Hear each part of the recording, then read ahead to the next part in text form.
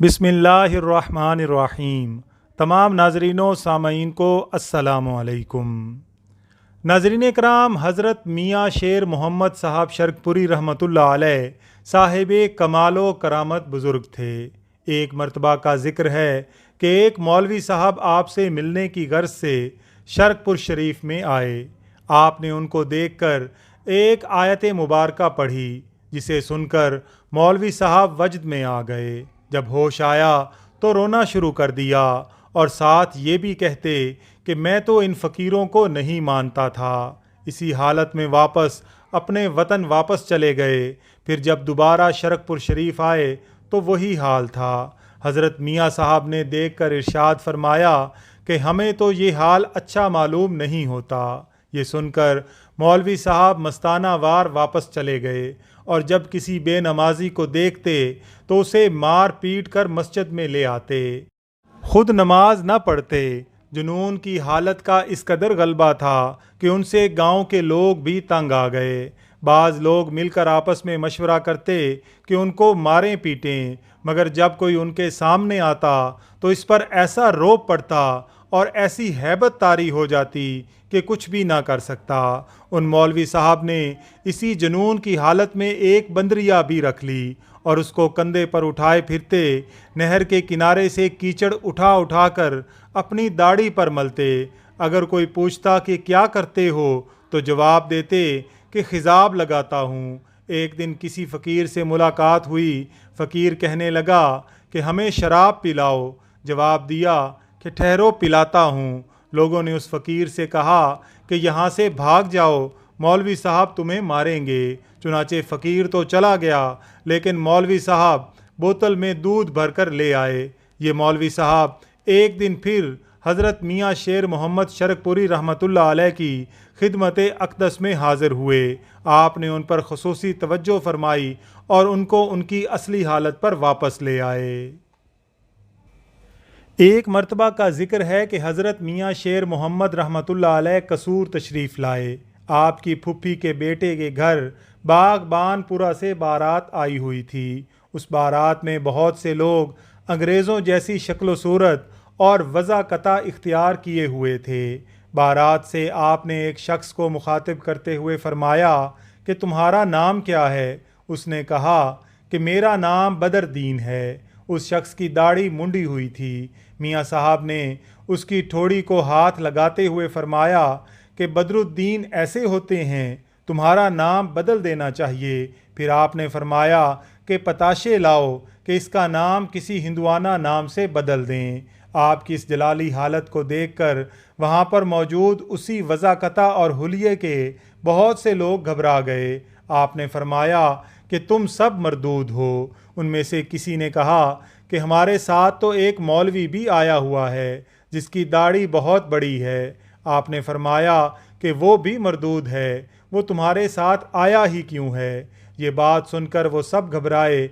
आप उठकर खड़े हो गए और फरमाया कि अल्लाह ताला और रसूल मकबूल सल्लल्लाहु अलैहि वसल्लम और मलाइका और किरामन कातिबीन मेरी इस बात पर गवाह रहें, जो तबलीग का हक़ था वो मैंने पहुंचा दिया। आपकी बात सुनकर हाज़रीन पर लर्ज़ा तारी हो गया और फिर आप वहाँ से बेजार होकर निकल आए और खाना भी न खाया। गाड़ी पर सवार होकर शरकपुर शरीफ वापस चले आए।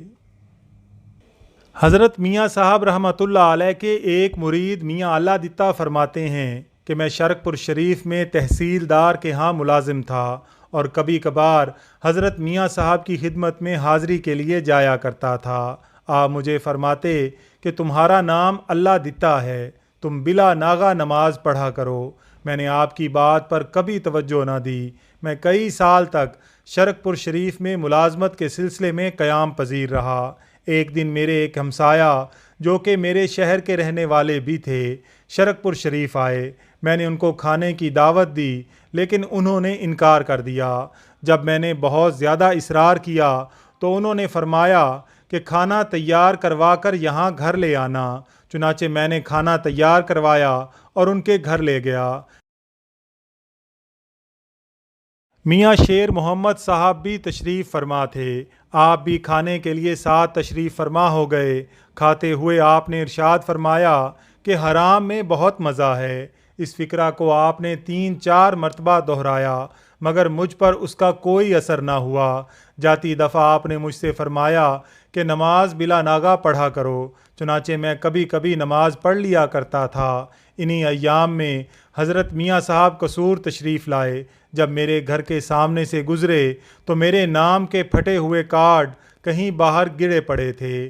آپ نے ان کو اٹھا کر ایک اونچی جگہ پر رکھ دیا۔ جب شرک پور واپس تشریف لائے تو ایک شخص کے ذریعے مجھے اپنے پاس بلوا بھیجا۔ آپ کا پیغام ملتے ہی آپ کی خدمت میں حاضر ہو گیا تو آپ نے مجھ سے فرمایا کہ تمہارے گھر کے سامنے جدھر بھی ہم دیکھتے تھے اللہ ہی اللہ تھا۔ آپ کا اتنا بڑا نام ہو اور پاؤں تلے آئے، میں آپ کی بات کو سمجھ نہ سکا۔ جب چلنے لگا تو آپ نے فرمایا کہ اب بھی وقت ہے، کچھ کر لو۔ میں نے پھر بھی کوئی توجہ نہ دی۔ جب میں قصور آیا اور گھر سے اپنے کارڈز کے بارے میں پوچھا لیکن کوئی جواب نہ ملا۔ اس کے بعد شرک پور گیا تو مجھے معلوم ہوا کہ آپ نے مجھے یہ فرمایا تھا کہ تمہارے گھر کے سامنے اللہ ہی اللہ تھا اور آپ نے اٹھا کر کہیں رکھ دیا۔ اس کے بعد میں نے نماز پڑھنی شروع کر دی۔ کچھ دنوں کے بعد حقہ بھی چھوڑ دیا۔ چند ماہ کے بعد مجھے خیال آیا کہ ملازمت بھی چھوڑ دینی چاہیے، چنانچہ میں نے پہلے تو اپنی تبدیلی لاہور کروا لی۔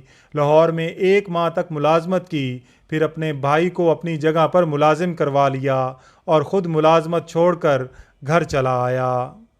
تقریباً 5 ماہ کے بعد ربیع الاول کے مہینہ میں رات کو مجھے خواب میں آپ کا دیدار حاصل ہوا۔ خواب میں آپ نے مجھ سے فرمایا کہ میں کلیئر شریف علی احمد صابر کلیئری کی طرف جا رہا ہوں، آنا ہے تو آ جاؤ۔ جب میں صبح کے وقت اٹھا تو دل میں طرح طرح کے خیالات آ رہے تھے کہ جاؤں یا نہ جاؤں۔ آخر 3-4 عقیدت مند کلیئر شریف جانے کے لیے تیار ہوئے۔ میں بھی ان کے ہمراہ کلیئر شریف چلا گیا۔ چونکہ اس 5-6 ماہ کی مدت کے دوران نہ ہی کبھی شرک پور شریف گیا تھا اور نہ ہی کبھی آپ کے پیچھے نماز پڑھی تھی۔ چنانچہ جب میں اپنے ساتھیوں کے ہمراہ کلیئر شریف عرس پر پہنچا تو ایک شخص سے آپ کے بارے میں دریافت کیا۔ اس شخص نے ایک لڑکے کو میرے ساتھ بھیج دیا۔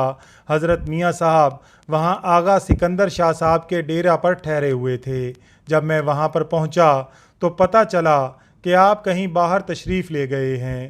تھوڑی دیر کے بعد آپ تشریف لے آئے، مجھے دیکھا تو مسکرا کر فرمایا کہ اب تو کس طرح آ گیا ہے، شاید عرس پر آیا ہوگا۔ میں نے عرض کی کہ میاں صاحب اس عرس پر تو نہیں بلکہ آپ کو ملنے کے لیے آیا ہوں۔